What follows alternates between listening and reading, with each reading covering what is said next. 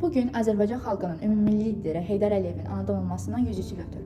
Ulu öndər dövlətçilik siyasəti, xalqa xidməti və Azərbaycan tarixində qoyduğu dərmizlə hər zaman hörmətlə alınır. Heydər Əliyev yalnız siyasi fəaliyyətdə deyil, eyni zamanda elmə, mədəniyyətə və tarixi irsimizin qorunmasında göstərdiyi diqqətlə də yadda qalır.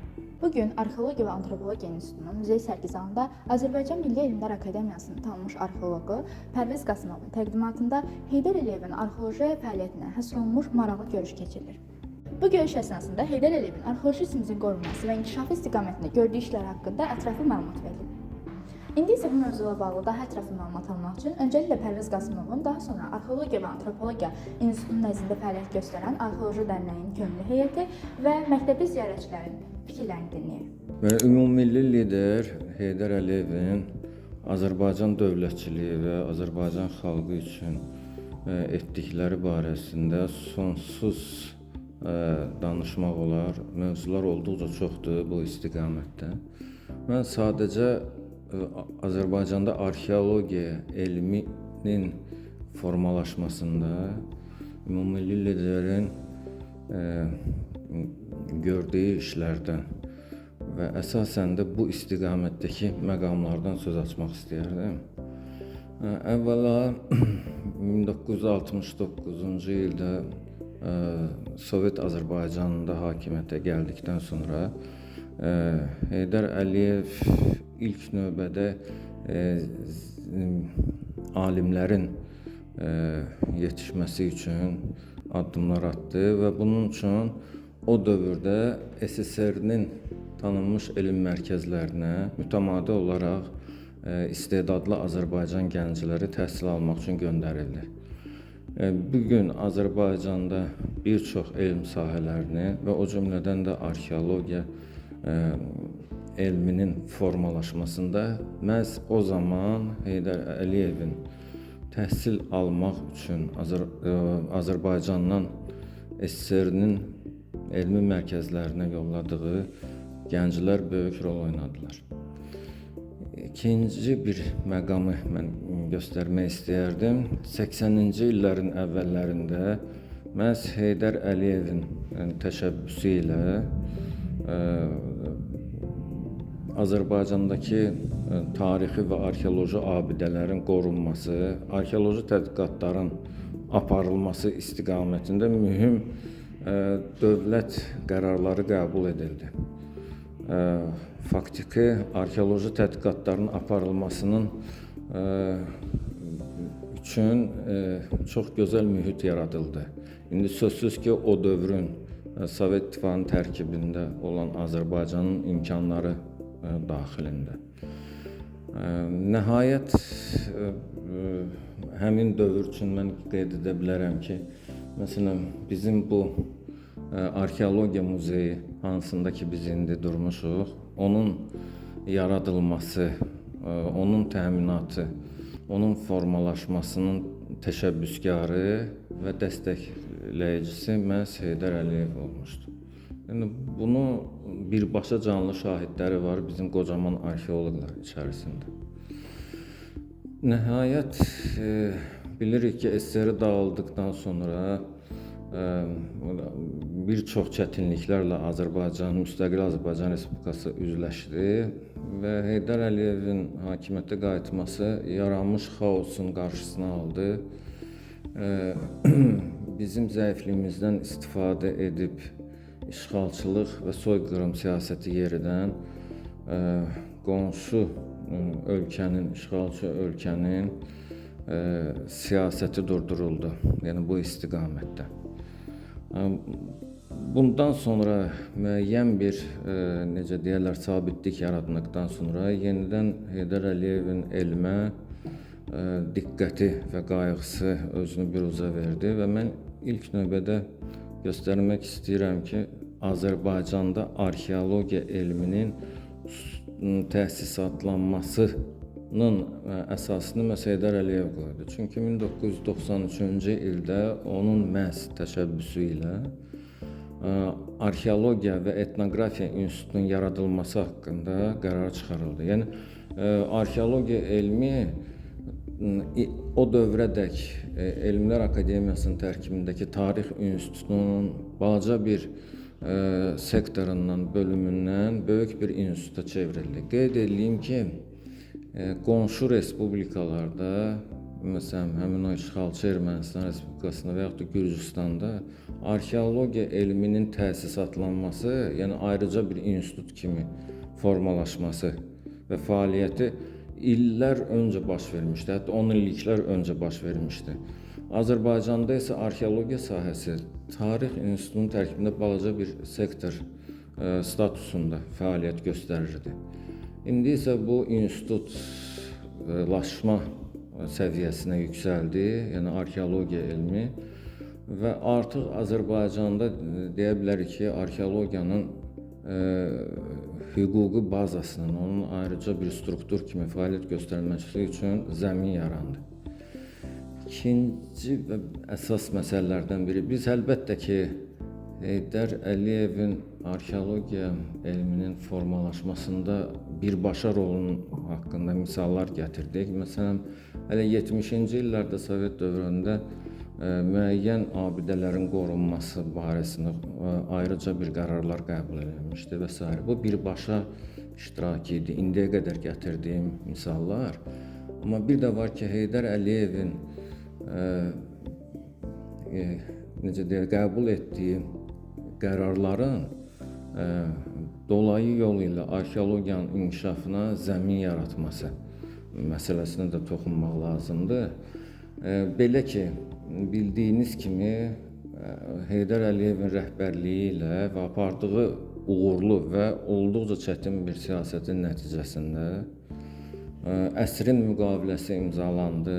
Yəni ki, Azərbaycan nefti artıq Azərbaycanın dövlət büdcəsinin artırılması, bundan sonra sabitliyin əmələ gəlməsi və iqtisadi inkişaf üçün təməl yaradıldı və bu da necə deyirlər, təməl qoyanı məhz Heydər Əliyev idi.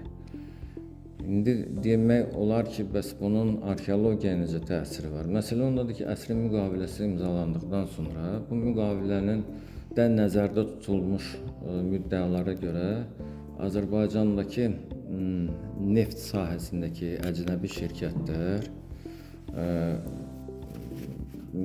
neft hasilatını əldə etməzdən əvvəl neft hasilatının və onun necə deyirlər, nəqliyyatı yolundakı ərazilərdə arxeoloji abidələrin kəşf edilməsi və onların tədqiq edilməsi üçün öz üzərlərinə öhdəlik götürdülər. Nəticədə nə baş verdi? Məsələn, qısa olaraq Bakı-Tbilisi-Ceyhan neft kəməri çəkiləndə bağlanmış müqavilənin müddəalarına görə neft kəmərinin çəkilmə ərazilərində ilk növbədə arxeoloji kəşfiyyat işləri aparılmağa başladı.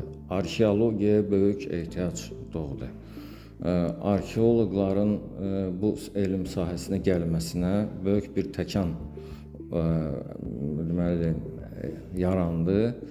Faktiki olaraq biz belə götürsək, əgər SSR dövründə 40-cı ildə Mingəçevir su elektrik stansiyasının tikilişində Azərbaycan arxeologiyasının elə bil ki, birinci partlayış və birinci təkan rolunu oynadısa, Mingəçevir su elektrik stansiyasının tikilişi.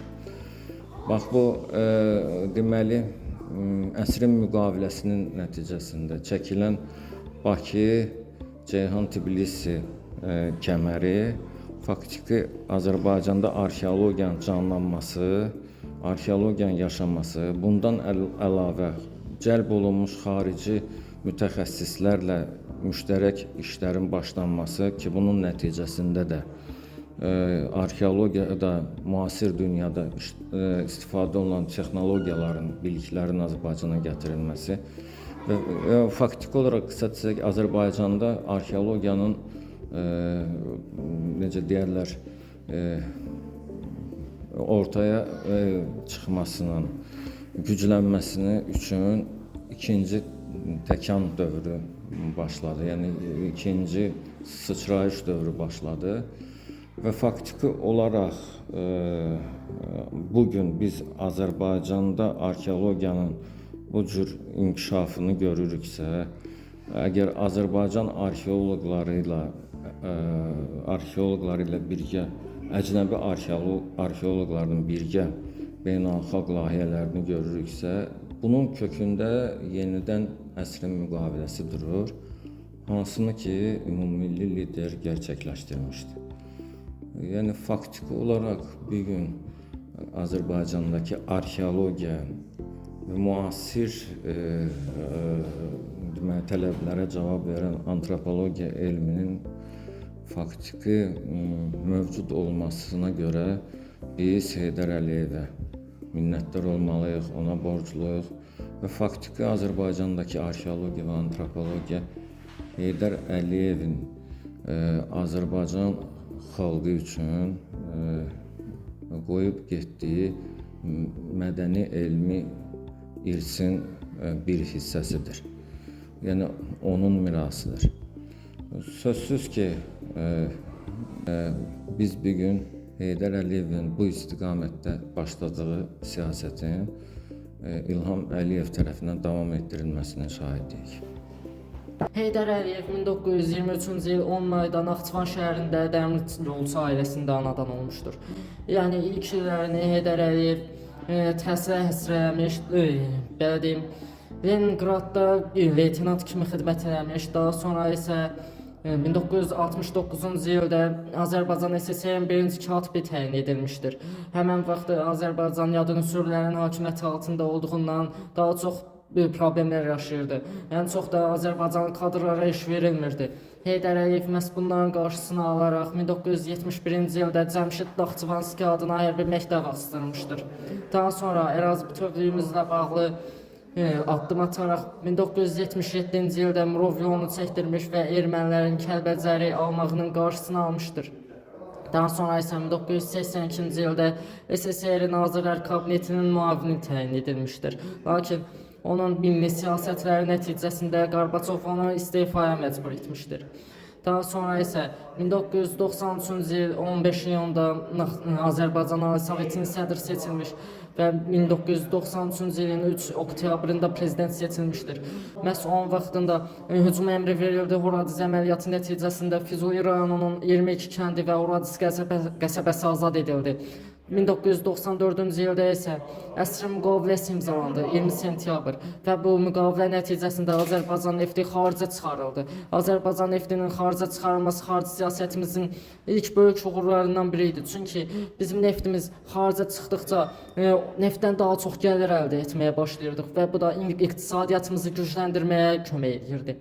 Həmçinin orduda da dəyişikliklər edildi. Misal üçün nizamsız hərbi dəstələr ləğv edildi, vahid hərbi komandanlıq yaradıldı. Daha sonra cəbhə bölgələrinə səfər edilərək bir çox qərarlar aldı, tədbirlər təyin etdi. Daha sonra isə qaçqın və məcburi köçkünlərlə əlaqədar işlərlə maraqlandı. Bir neçə dəfə qaçqın şəhərciklərinə səfər edərək əhalinin vəziyyəti ilə tanış oldu. Daha sonra 1998-ci ildə yenidən ikinci dəfə prezident seçildi.